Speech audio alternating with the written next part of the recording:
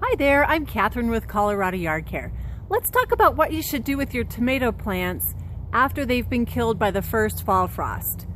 So should you put them in the compost, or should you put them in a trash bag and throw them away? Should you bury them? What's the right thing to do? So the best thing to do with your tomato plant is to simply put it in a trash bag, bag it up, and throw it away.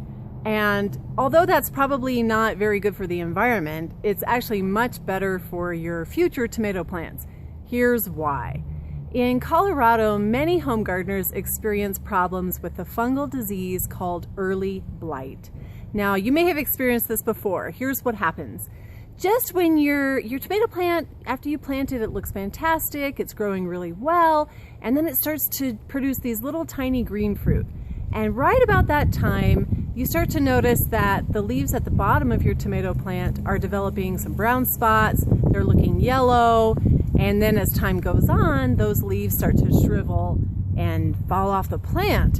And you start to notice that it's actually spreading, it's actually going throughout the whole entire plant, and in about a couple of weeks, your whole entire tomato plant is dead and you don't get any tomatoes for that summer.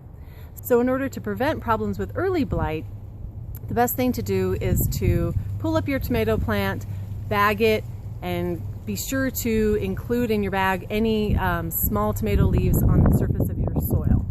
The reason why is that any leaves that have any residual bits of that fungus on them, that will give the fungus a perfect place to overwinter, and then when you're trying to grow your tomato plant the following growing season, all of those fungal spores have a perfect place to actually then splash up and get on your new tomato plant.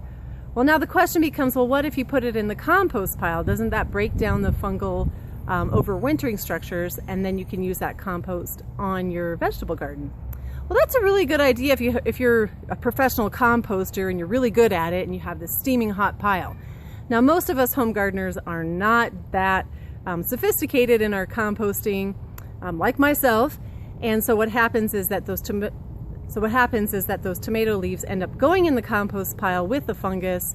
The fungus isn't sufficiently killed, and then when you have this beautiful compost that you spread on your garden bed the following fall or spring, then you're actually inoculating that area with the overwintering structures of the fungus and providing a perfect place for those new spores to actually get onto your tomato plants.